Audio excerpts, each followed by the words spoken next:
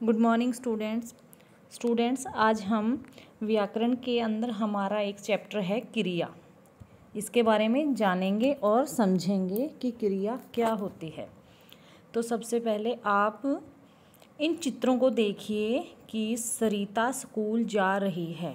एक लड़की का चित्र है कि सरिता स्कूल जा रही है। दूसरा चित्र है मोनू खेल रहा है और तीसरा चित्र है अमित पढ़ रहा है। तो ये जो वाक्य हैं कि सरिता स्कूल जा रही है, जो लाल रंग के शब्द हैं, जा रही है, खेल रहा है, अमित जो है पढ़ रहा है, तो इन वाक्यों में जो है लाल रंग के जो ये शब्द हैं ये किसी कार्य का होने का या करने का हमें बोध कराते हैं। कैसे? देखिए, सरिता स्कूल जा रही है, मोनू खेल रहा है, अमित पढ़ रहा है। तो ये जा रही, खेल रहा है और पढ़ रहा है से किसी कार्य के करने का बोध हो रहा है।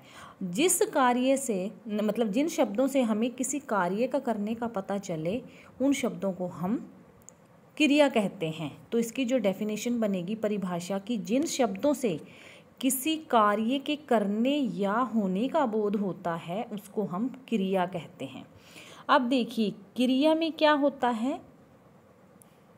क्रिया में मूल धातु का होना आवश्यक है। अब धातु क्या होती है वो समझिए आप, कि क्रिया का मूल रूप जो है धातु कहलाता है और क्रियाओं की उत्पत्ति यानी क्रियाएं पैदा कहाँ से होती हैं वो धातु से ही होती हैं। धातु के उदाहरण आप देखिए कि जा, खा, लिख, पढ़, हंस, देख, पूछ, गिर, बैठ, उठ, पी। तो ये जो शब्द हैं, अगर ये इन शब्दों से यानी कि ये मूल हैं, जड़ हैं ये क्रियाओं के, और इनसे ही हम क्रियाएं बनाते हैं। जैसे जा से क्या बनेगा? जाना, खा से खाना, ठीक है, लिखना, पढ़ना, हंसना, देखना, पूछना। तो जिन ये जो मूल धातु हैं इनके जब हम अंत में ना अक्षर या शब्द का जब हम योग करेंगे तो वहाँ पर क्या बन जाएगा?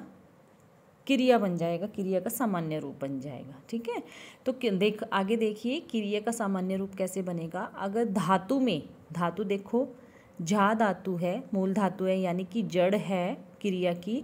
अगर इसमें हम ना जोड़ देंगे तो क्रिया का सामान्य रूप बन जाएगा। जैसे जाना, आगे देखो खा ना, लिख ना। तो यह सब उठना, बैठना, पीना यानी कि जिन शब्दों के अंत में ना शब्द का प्रयोग होता है, ना अक्षर का प्रयोग होता है, तो वहाँ पर क्रिया होती है। आगे देखिए क्रिया का कर्म। तो क्रिया के प्रकार भली भांति जानने के लिए हमें मतलब क्रिया का क्या क्या काम है ये हमें जानने के लिए कर्म को जानना ज़रूरी है। कैसे? कि वाक्य में जिस संज्ञा या सर्वनाम शब्द पर क्रिया का प्रभाव पड़ता है वह शब्द उस क्रिया का कर्म कहलाता है। ठीक है, तो वाक्य में जिस संज्ञा या सर्वनाम शब्द पर क्रिया का प्रभाव पड़ता है। ठीक है, अब उदाहरण से समझिए कि अशोक एक अनार खाता है, कालू ने रीना को पढ़ाया। तो अशोक क्या है? करता है, संज्ञा है जिसके बारे में बात हो रही है, जो हम शब्द विचार में वाक्य विचार में पढ़ चुके हैं। और क्या खाता है? अनार खाता है। तो क्या खाता है? अनार आया है यहाँ, तो इसका मतलब किस प्रभाव जो है किस पर पड़ा? अनार पर। ठीक है, तो क्रिया का कर्म जो है वो क्या है? अनार। आगे देखिए, कालू ने रीना को पढ़ाया। कालू ने किसको पढ़ाया? रीना को। तो प्रभाव जो है वो किस पर पड़ा? क्रिया का रीना पर। तो यहाँ पर जिस क्रिया का संज्ञा या सर्वनाम शब्द पर क्रिया का प्रभाव पड़ता है, देखिए संज्ञा या सर्वनाम कुछ भी हो सकता है वो शब्द जिस पर क्रिया का प्रभाव पड़ता है। तो क्रिया के प्रभाव देखिए क्रिया के प्रकार और भेद देखिए। तो सामान्यतः कर्म के आधार पर, कर्म हमने जान लिया कि कर्म क्या होता है। तो कर्म के आधार पर क्रिया दो प्रकार की होती है। एक होती है अकर्मक क्रिया और दूसरी होती है सकर्मक क्रिया। ठीक है। तो अकर्मक क्रिया क्या होती है कि जिन क्रियाओं का फल असर यानी कर्ता पर पड़े, जिन क्रियाओं का प्रभाव कर्ता पर पड़े वहाँ पर अकर्मक क्रिया होती है, यानी ये इसको असमर्थता जताते हुए भी हम बोल सकते हैं। तो जैसे मोना नाच रही है, ठीक है, सोहन रो रहा है तथा कृष्ण हंस रहा है। तो ये जो वाक्य है मोना नाच रही है, कौन नाच रही है? मोना, ठीक है। तो प्रभाव किस पर पड़ा? कर्ता। कर्ता कौन है इन वाक्यों का? मोना है। सोहन रो रहा है, कौन रो रहा है? सोहन। तो जो प्रभाव है वो किस पर पड़ रहा है? कर्ता पर। तो जहाँ पर क्रिया हंस रहा है, रो रहा है, नाच रहा है, ये क्रियाएं हैं, तो इन क्रियाओं का जो प्रभाव है वो कहाँ पड़ रहा है? कर्ता पर। तो उपयुक्त जो वाक्य हैं इनमें क्रियाएं हैं, इनका फल कर्ता पर पड़ता है, इनमें कोई कर्म नहीं है, तो ये सभी अकर्मक क्रियाएं हैं। दूसरा देखिए सकर्मक क्रियाएं, सकर्म यानी जिनमें कर्म होता है। तो देखिए कि जिस क्रिया के साथ उसका कर्म भी होता है, कर्म अभी हमने समझा है ऊपर वाले वाक्यों में कि जैसे अशोक एक अनार खाता है, ठीक है, अशोक क्या है? कर्ता है, वो क्या खाता है? अनार। तो क्रिया का जो प्रभाव है वो किस पर पड़ा है? अनार पर। अनार यानी क्रिया का कर्म बन गया, ठीक है।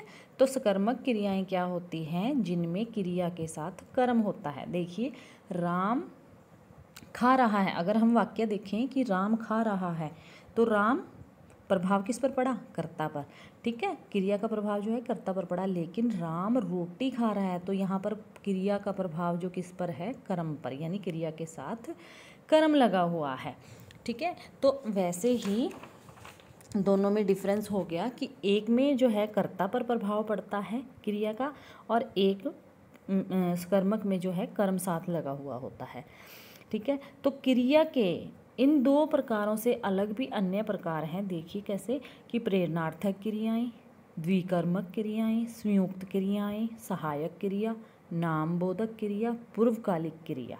लेकिन यहाँ पर ये तो हैं इनके अदर पार्ट, लेकिन जो मुख्य होते हैं जो हमारे व्याकरण में आते हैं वो हमारे दो तरह के ही होते हैं, सकर्मक और अकर्मक क्रियाएं। तो प्रेरणार्थक क्रिया क्या होती है कि जिस क्रिया को कर्ता स्वयं नहीं करके बल्कि दूसरे से करवाता है, यानी प्रेरित करता है, उसको प्रेरणार्थक क्रिया कहते हैं। जैसे कटवाना, लिखवाना, तो दूसरे से करवा रहा है, तो ये कैसी क्रिया होती हैं? चलवाना, खिलवाना, ये सब क्रियाएं होती है प्रेरणार्थक। द्विकर्मक क्रिया में क्या होती है कि कुछ क्रियाओं के दो कर्म होते हैं।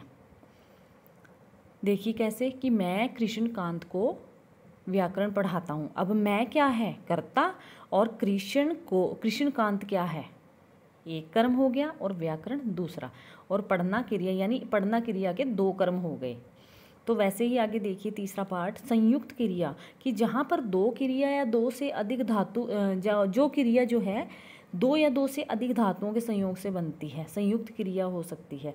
कैसे होती है? देखिए कि वह तुरंत चल पड़ा, उसने मुझे हंसा दिया, ठीक है। तो इसमें चलना और चल और पढ़, ये दो संयुक्त यहाँ पर क्रियाएं हैं, हंसना और दिया, हंसा दिया, यानी कि यहाँ पर दो क्रियाएं जो है संयुक्त क्रियाएं हो गई हैं। आगे देखिए सहायक क्रियाएं, तो जो क्रियाएं किसी वाक्य की मुख्य क्रिया के रूप को पूरा करने में सहायता करती हैं, यानी कि जो मुख्य क्रिया है उसको पूरा करने में सहायता करती हैं। जैसे है, था, हुए, थे, जैसे जा रहे थे, खाना खा रहे हैं, तो ये सहायक क्रियाएं होती हैं। तो नामबोधक क्रिया देखिए कैसे कि संज्ञा या विशेषण के साथ, देखिए संज्ञा या विशेषण के साथ क्रिया जोड़ने से जो संयुक्त क्रिया बनती है उसको हम नामबोधक क्रिया कहते हैं। कैसे?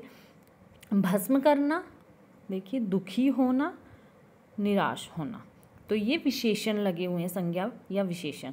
आगे देखिए पूर्वकालिक क्रिया, जब कर्ता एक क्रिया को समाप्त करते ही दूसरी क्रिया का जो है प्रारंभ कर देते हैं, तो पहले वाली जो क्रिया होती है उसको पूर्वकालिक क्रिया कैसे कह सकते हैं। जैसे उसने नहाकर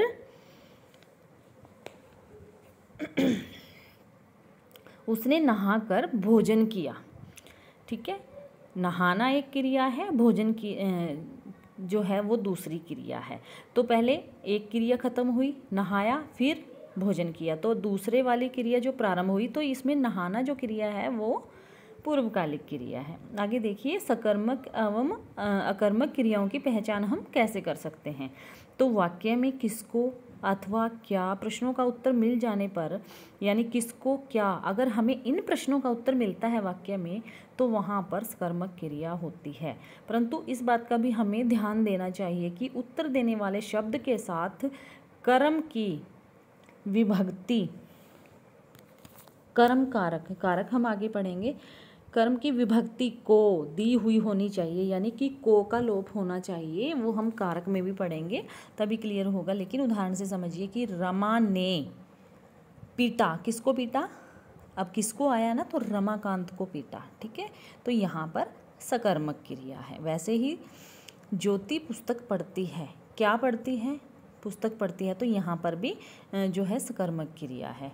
पिंटू खेलता है, अगर हम इसमें किसको क्या पूछें, पिंटू क्या खेलता है, तो इसमें कोई आंसर नहीं है, इस वाक्य में कोई जवाब नहीं है, पिंटू क्या खेलता है, तो ये अकर्मक क्रिया है, ठीक है। तो अकर्मक क्रिया से सकर्मक क्रिया बनाना, अब कैसे बनाते हैं कि कोई भी क्रिया जो है सदैव ना तो वो अकर्मक क्रिया होती है और ना ही सकर्मक क्रिया। यह तो उस क्रिया के जब हम वाक्य में प्रयोग करते हैं तो उसके ऊपर निर्भर करता है। एक ही क्रिया को अकर्मक क्रिया व सकर्मक क्रिया दोनों ही रूपों में प्रयोग किया जा सकता है। देखिए कैसे, ये अकर्मक क्रिया है कि स्त्री नहलाती है।